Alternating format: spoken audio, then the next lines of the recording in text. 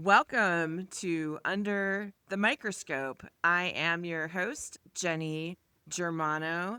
Thank you, everyone, for joining us. Today's topic is how cannabis operators can approach marketing differently. And before I dive in, I want to give a little bit about my background. I got my start working in the cannabis industry in 2009 in Colorado. And in 2015, I founded my company, 𝗖𝘂𝘀𝗁𝗃 Consulting, and I help cannabis operators nationally navigate the day-to-day challenges in the regulatory landscape. So let's everyone give a big, warm welcome to my next guest, Mr. Will Reed, the founder and CEO of CannaPlanners. Welcome, Will.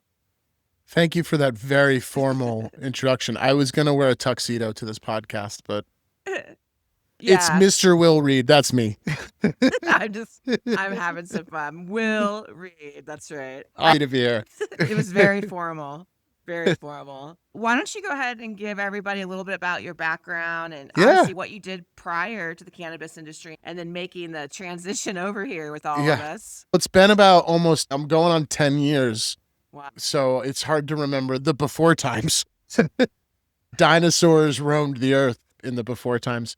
I'll tell you about the now times. So I started CannaPlanners around 2015, like around the time that your home state was switching over to adult use. I'm based in Vermont, and generally Vermont and Colorado are pretty aligned politically. We're left-leaning people who love guns. So we're very similar. We have very similar economies. They're both based mostly in the outdoors, and we have a lot of the same politics. And I knew that once Vermont was probably pretty close behind in terms of following that lead on legalization and creating a marketplace. So I started just figuring out where I might fit into a potential hypothetical adult use marketplace. And I took a trip out to Colorado to meet some people and see what they were all doing. And it just so happened that at the time I was working for a web agency and we were selling websites and SEO. And simultaneously, another company just down the road from us who did something similar, sites for a specific market, sold for something like $2 billion. So I was thinking about, it was just a bunch of timing. Like I was 35 and I was like, what am I doing at this job? And this thing was happening in Colorado, and this company was like, I was just thinking about, what do I want to do with my life, basically? So I went to Colorado, took some meetings, and figured that the thing that I was currently doing, which is generating e-commerce experiences, but building websites, helping people market themselves digitally, would be useful to, the cannabis industry. And I came back and I just started putting those things in place. And Vermont preceded the rest of the country in terms of the CBD boom. We were under the Farm Bill. So there was this opportunity in Vermont to help farmers who were maybe had failing dairy farms or were just haying their fields for other dairy farmers. We'd help them start growing hemp and marketing it. So the early days, I would just travel around Vermont and hang out in farms, teaching people about e-commerce and building a brand and stuff like that. Cut to these now, we're a team of 27 people, overseeing 400 or 500 cannabis companies. We've helped create maybe 200 or 300 of them in terms of their branding. We've probably designed, 10,000 SKUs, maybe a little bit more, maybe a little less over the last 8 or 9 years. Like I said, we've launched many hundreds of websites. The web pages that we build for those customers have collectively billions of impressions and views and millions of views. So yeah, we're busy these days. I love it. That's a great story. I'm assuming too, when Massachusetts went live, it was probably a great opportunity because it's not very far for you to get there. And we're super busy in Massachusetts. Yeah. And that was you're right. It's just down the road from us in Vermont. And the first salesperson I ever hired, who still works for me, Ryan Buell, he was just like a little sales puppy back then, but now he's a director of sales. He was based in Boston. So that's what and we were still selling CBD websites back then. And I'm not too interested in CBD. And we were eventually moving towards adult use anyway. And he's like, just let me go. And I'm like, go. So yeah, we have quite a bit of coverage in Yeah. Massachusetts. Yeah. That's incredible. I'm happy to have you on here because I get asked a lot of these marketing questions or branding questions all the time. And my lane is really compliance. And so this is exciting for listeners who are looking to get more information. One of the places I wanted to first start is for operators who may not be thinking about marketing yet. How important is branding and digital presence really in today's cannabis market? I come up against this a lot. Oh, I don't want to touch marketing yet, or I'm not thinking about it.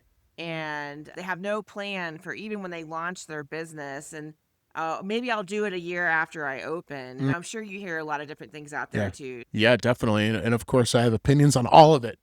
They're all screwing up. No, it's starting a business is difficult. You have to make tough decisions, and unless you're funded, which most businesses aren't, you have to bootstrap things and make decisions on where to put your attention. You only have so much time in the day, where to put your attention, where to put your finances, and where to, for lack of a better way of putting it, like where to cut corners. Where can I get by with what I've got until I can come back and focus on it? The truth of it is, I'll tell you what, my dad gave me really good advice for when I started my company, which is, he said two things to me. He said, lawyer, accountant. And I would say when you're starting your business, that's actually in that order. It's pretty true. Yeah. Yeah, it's definitely true. And I would say it sounds silly, but like marketing person is probably after that, depending on the business trajectory, because you got to have a thing, right? I think one of the traps that I see a lot of cannabis business operators run into is they think they're selling weed. And of course they are, but they're not. They're selling a lifestyle experience. They're selling a relationship. They're selling a customer journey, whatever. They want longevity. And in order to have longevity, you have to put thought into lots of things, including like the look and feel of your product, like how it's delivered, what the in-store experience is, like all that stuff.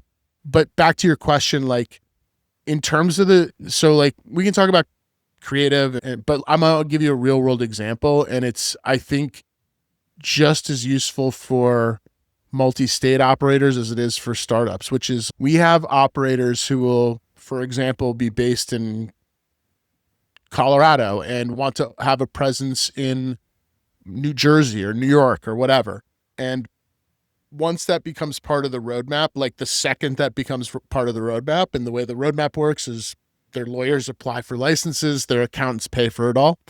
And then we as the digital marketers start the exposure. There's a brand based in Massachusetts that wanted to expand to New Jersey and New York. That takes a lot of logistics for a CPG. You have to set up a whole new distribution, a whole new thing in every state that you operate in. Yeah. So what we did was we started optimizing digital traffic for branded keywords that related to what they did in the markets that they were going to be in like a year. Wow. We're seeing this with one of our customers who's about to open up in Minnesota, and we've been optimizing local traffic for this brand in Minnesota for 4 or 5 months now. And they already have Google reviews, and a lot of people are like, why aren't you open yet? Like they're already getting engagement from the community because they want them to be open. These are all good problems to have. So people will be waiting on day one for the doors. So that's what you want to be thinking about. It's like, okay, I'm going to invest into everything about starting a business. I better make sure somebody knows about it. And it has to be a slow burn at first. And then once the doors open, like you can focus on remarketing and whatever advertising that state allows. And most importantly, probably is like a retention plan. I think that's really helpful. What are you seeing right now across the industry? Are operators under investing, over investing, or just investing in the wrong things? Or is it a mix of everything? It's a mix of all of that. And I think depending on, I feel like every market is doomed/blessed to have very similar arcs. So for example, in Massachusetts, I don't know how closely you're paying attention. I am. Yeah. So Massachusetts is a fucking tire fire right now. Yeah. Between We're seeing the news about Pure Oasis just locking their doors and not even talking to their employees. The first dispensary to open in Massachusetts. And this isn't uncommon. It's getting a lot of publicity because they were the first dispensary, but that sort of thing is happening a lot. And way back like 2 years ago, this sort of thing would have been classified under M&A or consolidation. But now these people are just locking their doors. There's a saturated market and prices are compressed and the economy kind of sucks because we're in like a bunch of wars or whatever. Take your pick. But like all of the realities of not only life running. I was talking to somebody the other day and we were like, remember when everybody thought weed was recession proof? Boy, are they in for a fucking wake up call. No, it ain't. If you're picking between eggs and a bag of weed. So you have to invest in solidifying a customer base. So I think back to your question, I think operators they're panicking. I know they're panicking. And I think they're spending money probably both frivolously and not at the same time. They're like maybe throwing a little bit of money to the wind to try to solve a problem that previous investment just wasn't taken care of. But I hate to position it back to CannaPlanners, but like I see a lot of this in the news and not a single CannaPlanners customer. Again, like I'm not making this about CannaPlanners. What I'm saying is the work we're doing for our customers is preventing this, at the very least slowing it down. Like we work really hard to ensure that the acquisition and retention strategies that we're deploying for these customers are working. And if they're not, we're going to downgrade them or maybe suggest they spend their budget in a different way, like whatever. Yeah, it's hard out here for a pimp. I knew I was not going to get through this podcast. This is going to be probably the most I've ever laughed on a podcast. All right. Well, good. It's like I have Jack Black, the comedian, on here with me today. I would say I am actually very similar, not the pimp piece, but I don't sense that. No. But like I read through violations and I'm going, oh my gosh.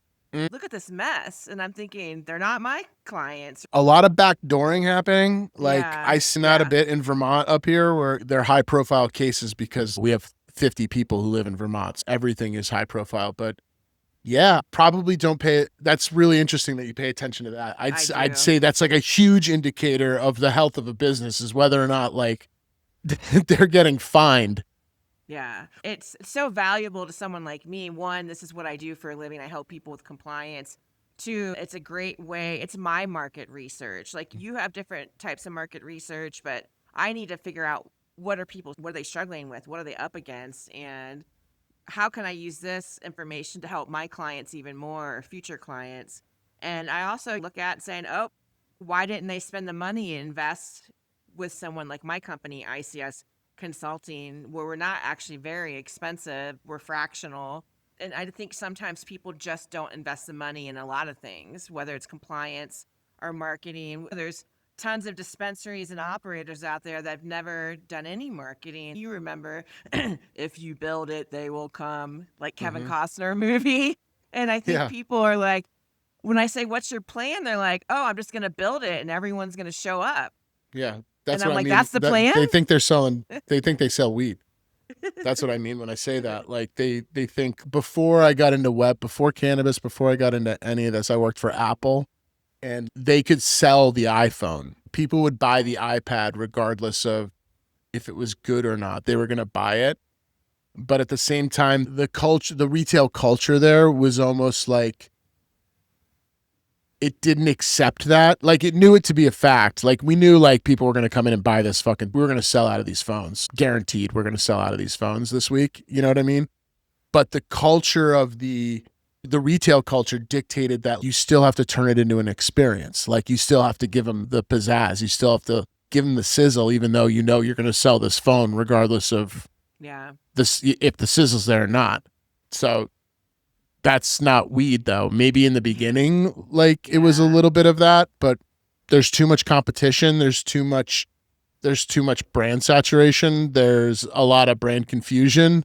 I see a lot of operators and brand owners making a lot of assumptions and not identifying customer personas. Yeah, and all that stuff's important. You got to slow it down. If you want to be here for a minute, you got to slow it down and make sure that you're building something like with some intention.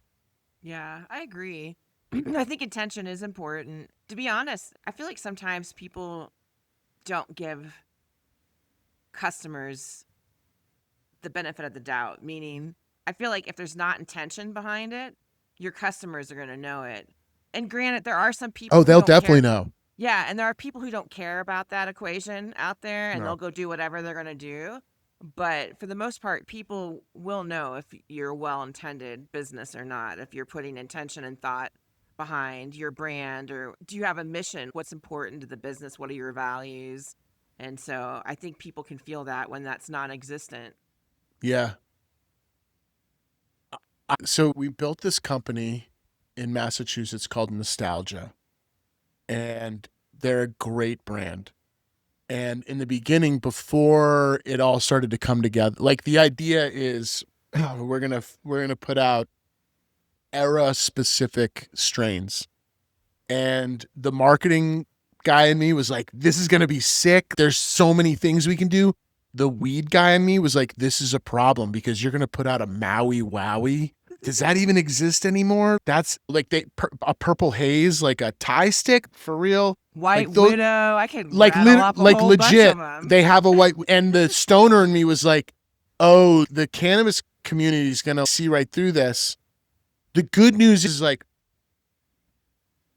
I was right and wrong. Like I was wrong because they actually did have these strains, right? They actually curated these strains and there was no like fooling. And then also what we developed around it just emphasized if they like swapped out a Maui Wowie, a 60s or whatever, 70s era Maui Wowie for a 70s era purple haze, whatever it was. Yeah. Like it worked because of the vibe we built around each of these decade things, and people were like into it. Just built that connection.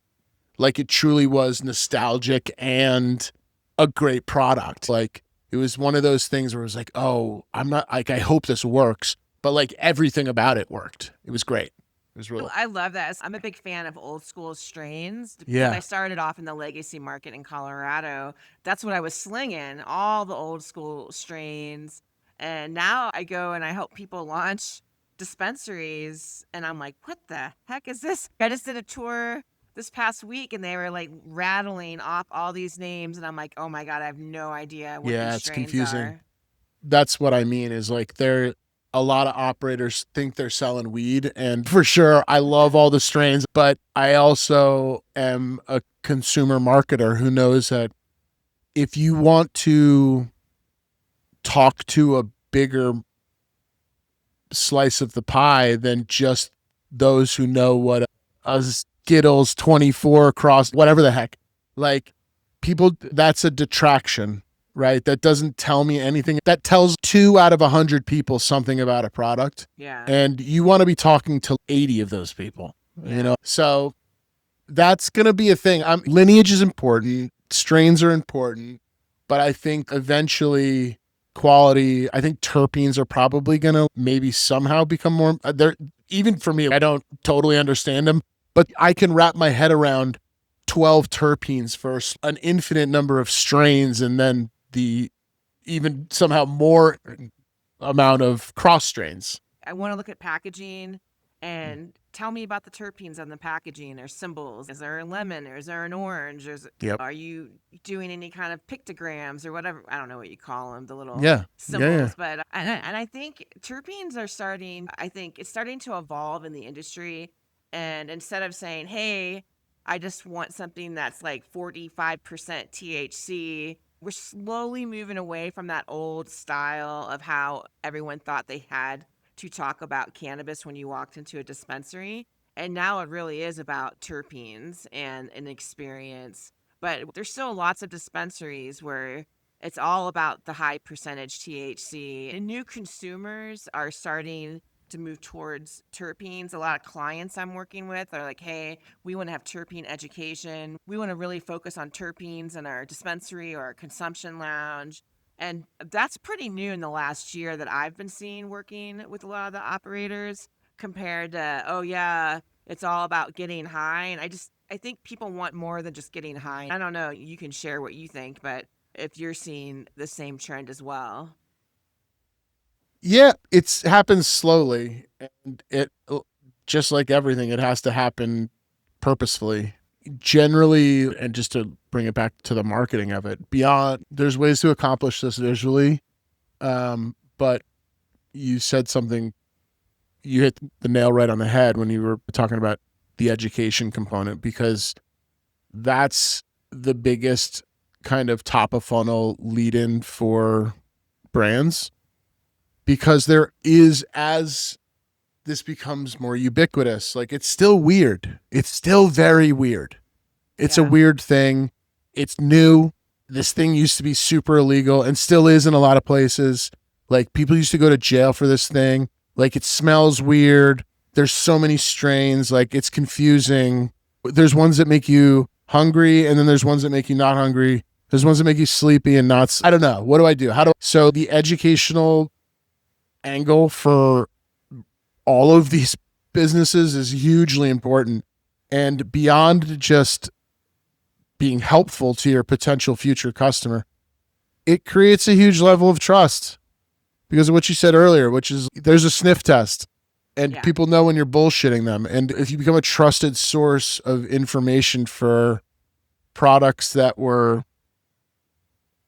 you couldn't find much unless you went and bought a High Times, like you couldn't really, It's true. there wasn't too many resources for you. Now there's a ton, and we read a lot of Oh. them. We read a lot of them. It was pretty much High Times for my generation too. We didn't have the YouTube, and now you can find No, everything on YouTube. I call it YouTube totally. University, but yeah, I went to YouTube University. But since we did talk about branding, I wanted to Mm, ask about packaging.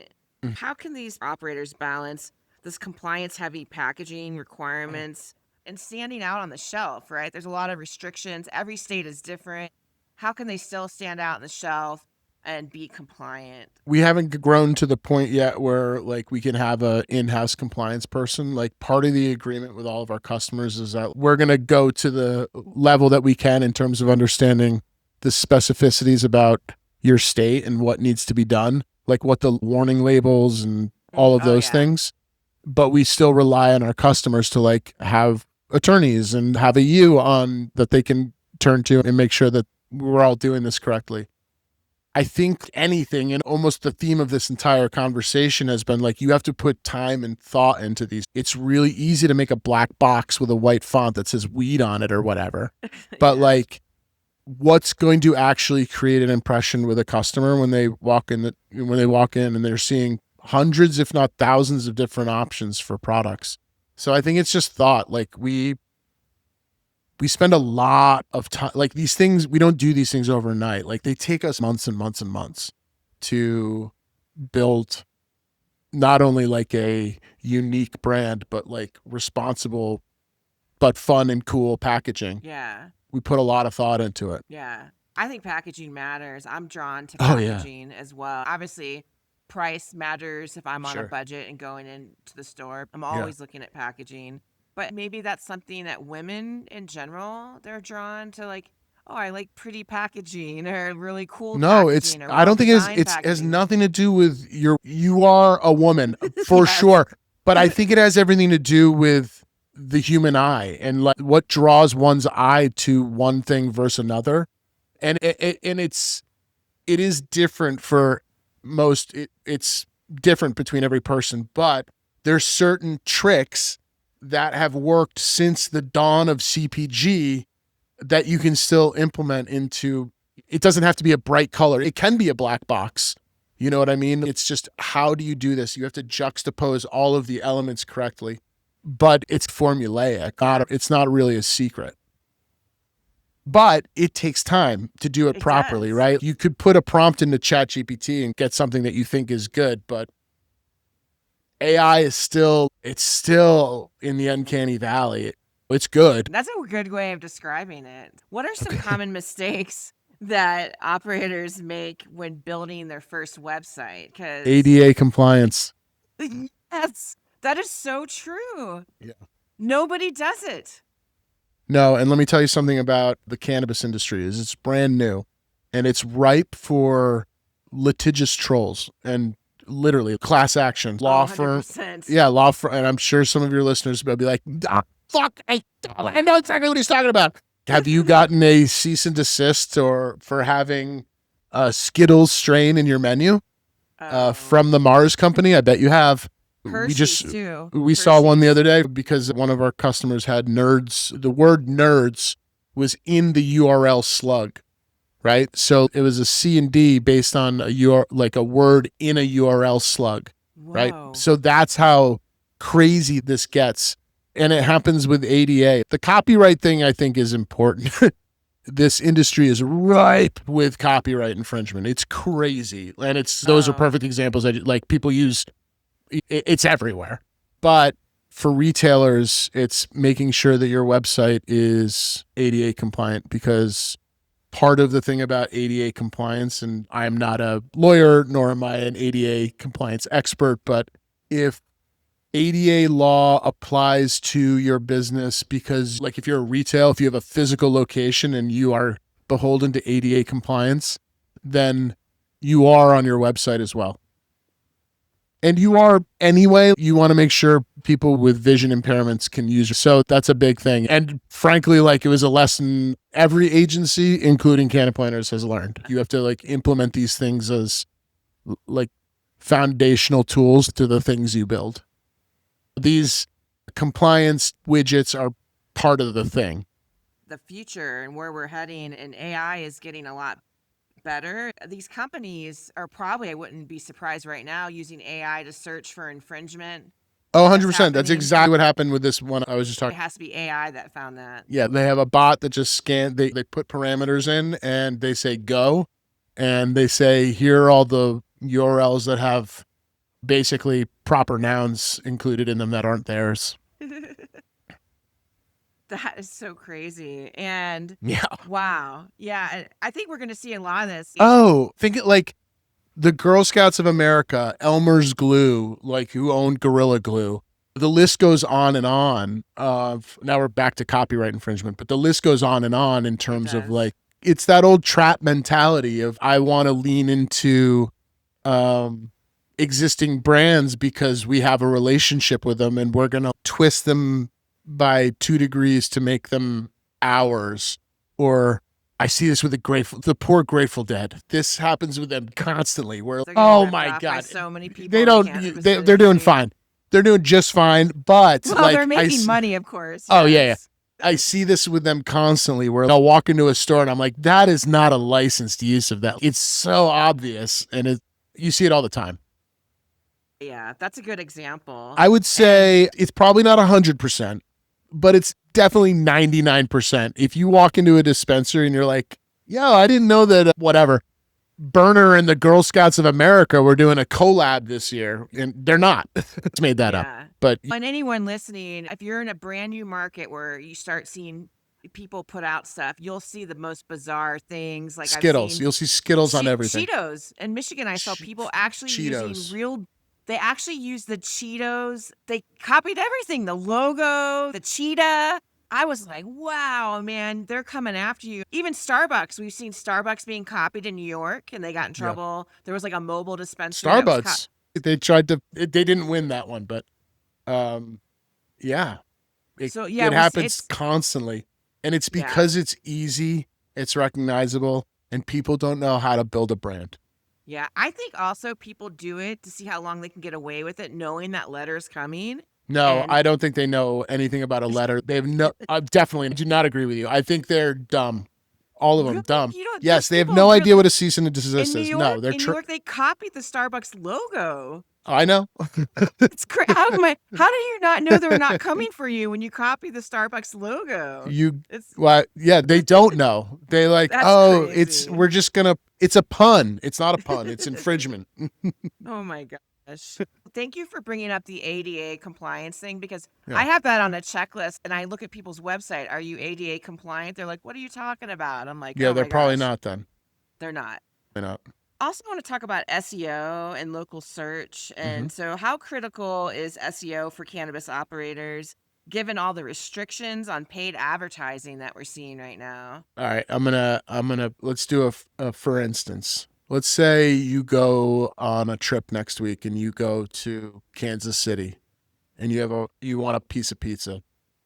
What are you Barbecue. gonna Barbecue. Whatever. You want I love barbecue. Kansas City. Great. Barbecue. So you want barbecue. What are you gonna do? As a consumer, you're Jenny in Kansas City. I'm gonna Google it. What do you Google? I Google best barbecue in Holy Kansas City. shit, girl. Man, it's like we rehearsed this. Well, didn't. That's how everybody in the world shops for anything that they want. And that includes best dispensary near me, cheapest pre-roll near me, like whatever it is you sell, people are looking for it and they're looking for it near them. You know what I mean? So it's tantamount. And I think we talked about businesses opening in new markets. The same goes for non-existent businesses opening in new markets. Like you have to assume that people are going to look for the thing that you do nearest them.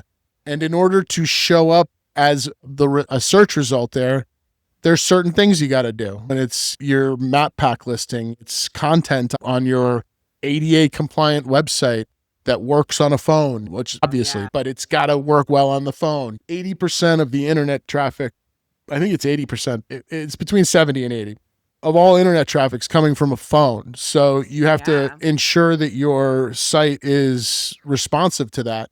There's a lot of things you do in order to show up on the whatever near me search result list. And because no one's going to search for, if I open a dispensary next month, Will's dispensary, no one's going to know what Will's dispensary is. Yeah. No one's going to know the products I sell enough to search for them specifically. I'm not going to be optimized to provide results for specific products. And because no one on the planet knows what Will's dispensary is, like Google doesn't know what Will's dispensary is either. So that happens over time.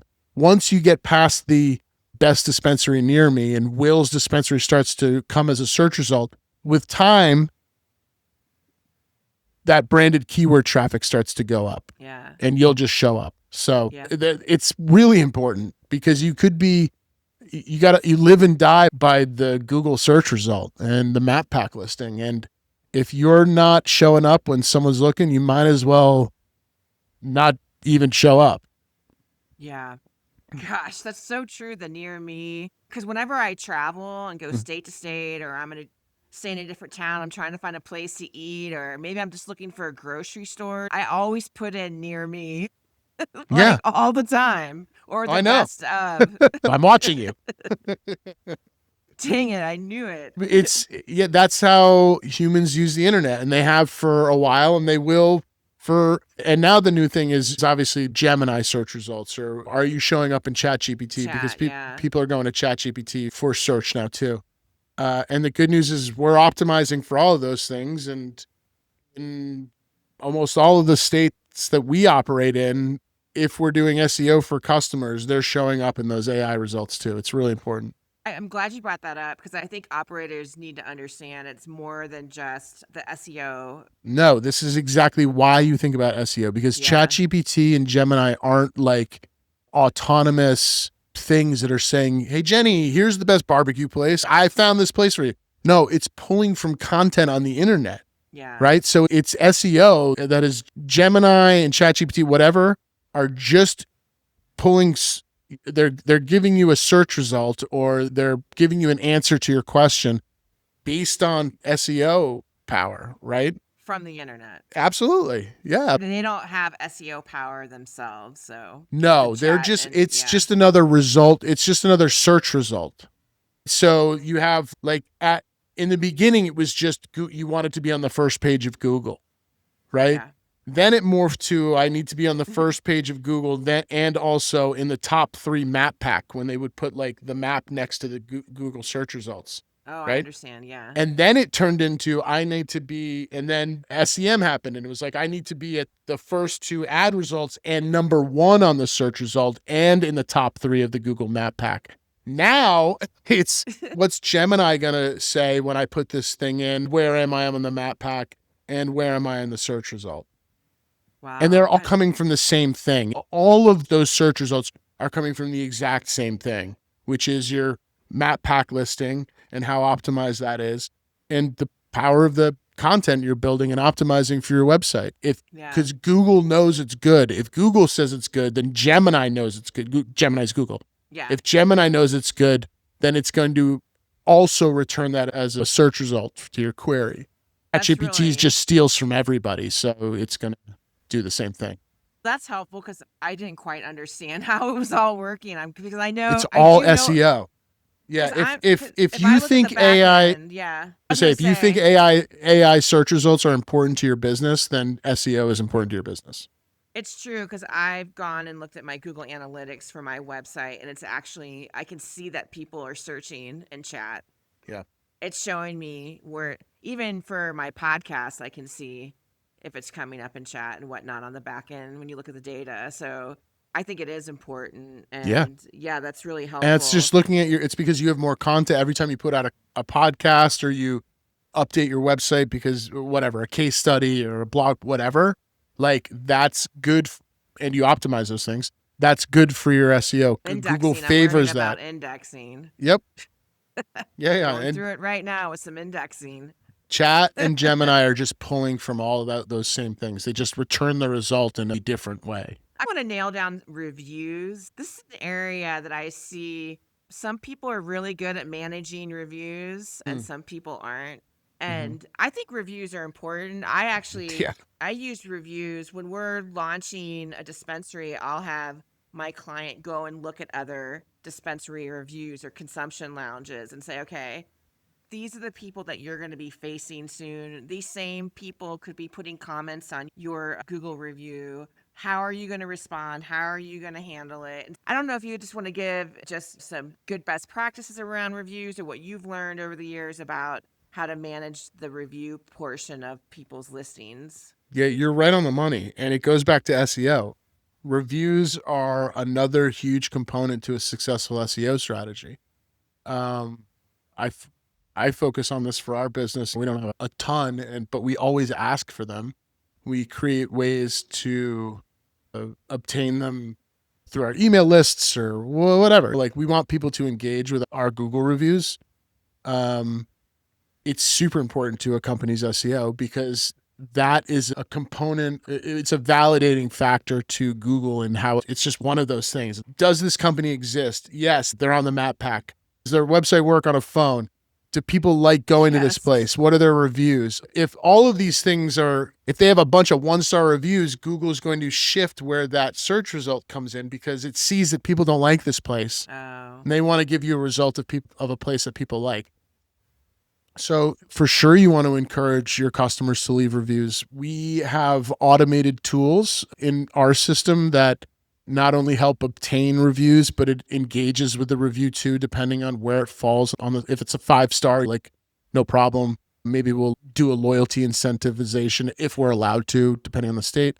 If it's a 4-star or under review, like we want to prompt an engagement from the general manager of the store, the operator, to reply to that review and engage with it.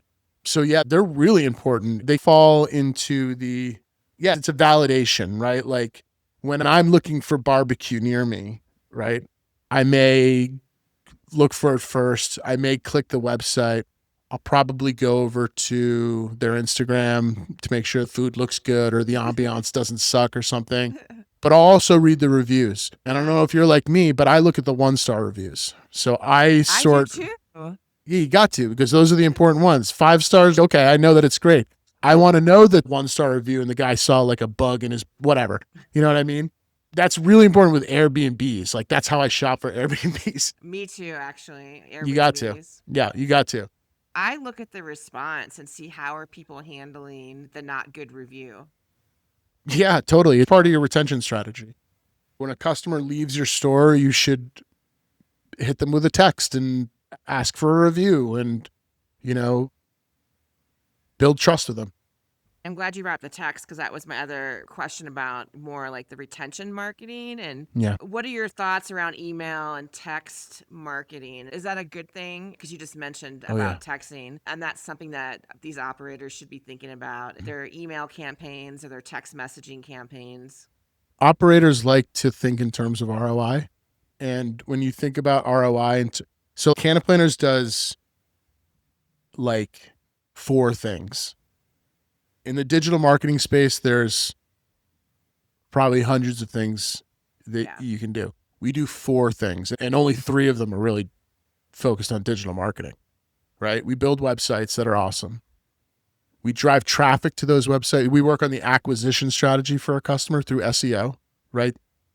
And then we work on the loyalty component through a retention strategy, right? So it's acquisition and retention, and we do it all around this really cool, beautiful thing that we built for them, right? So it's the most important thing. And when you try to think about it in terms of ROI, acquisition is a long-term, slow burn, very minuscule ROI. Like it's a long tail ROI. It takes a long time before your traffic is like crushing and it's like paying the bills. The retention strategy, however, quicker ROI.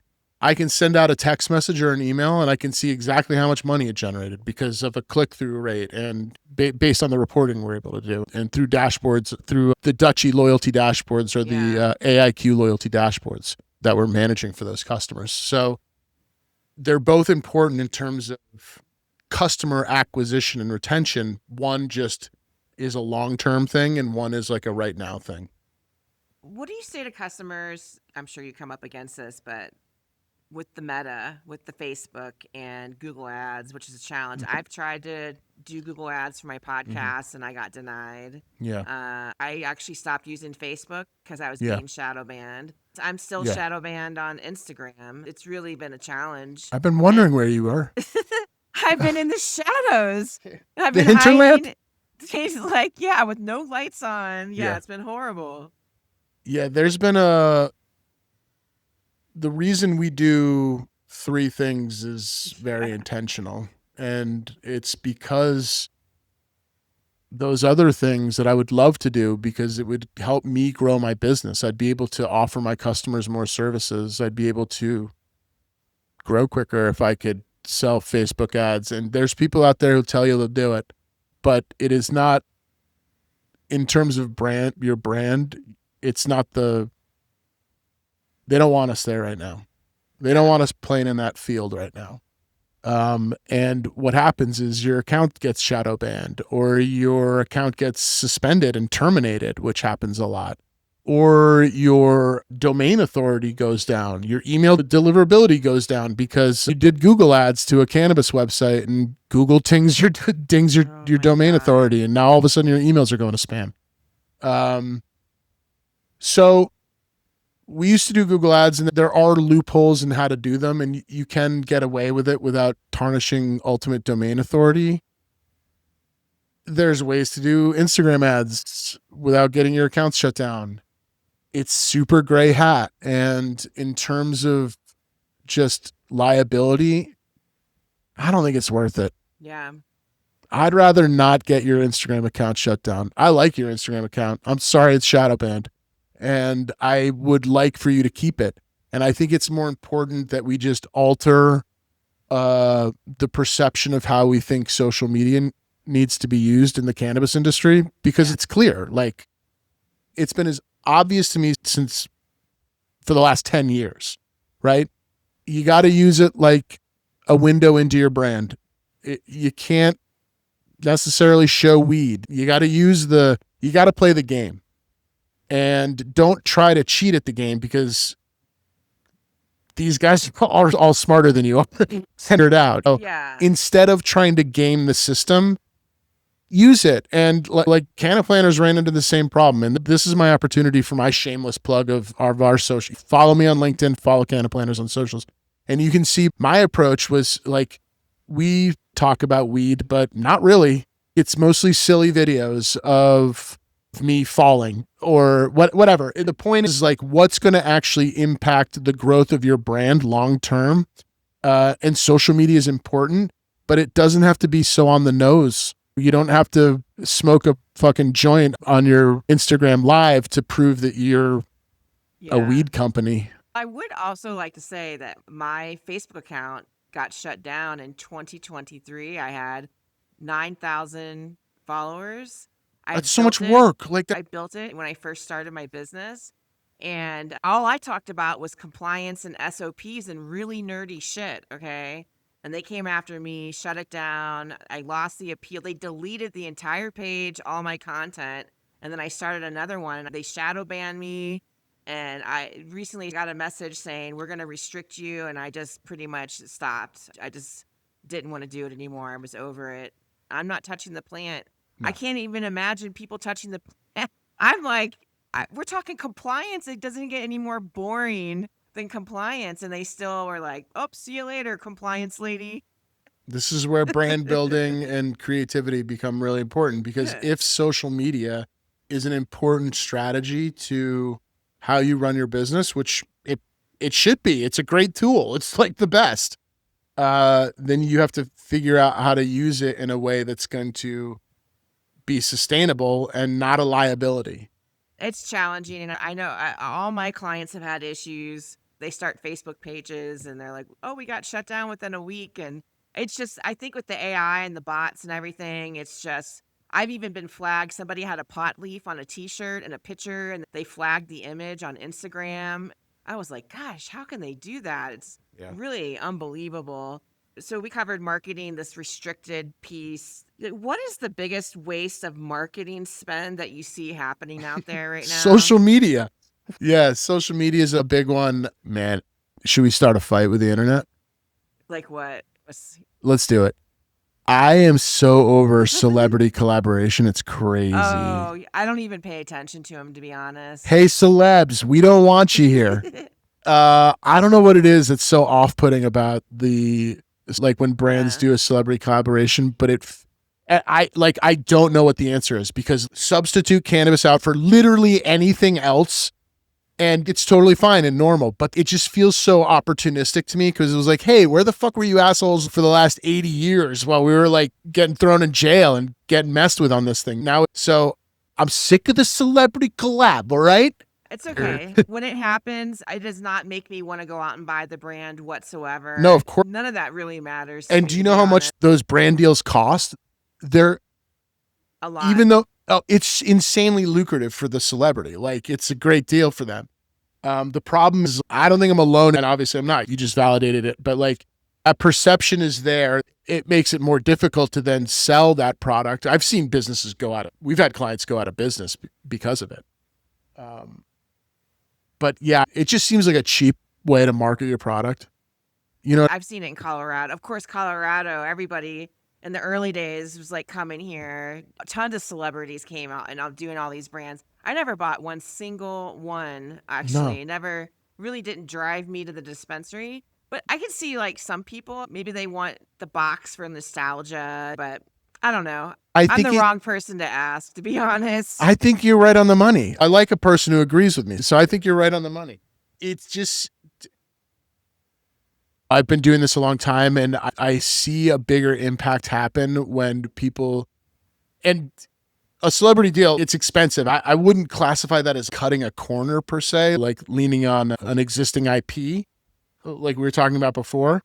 But it's kind of like that. And I'm just like really focused on, I want to see a brand.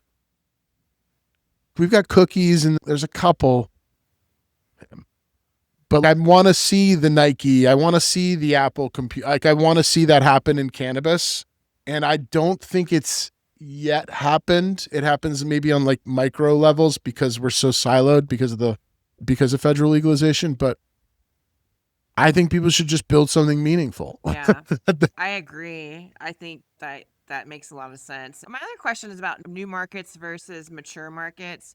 Is the strategy different in a mature market versus a new market, or are you really just approaching it the same way? It's basically the same, which is your sharks fighting for chum.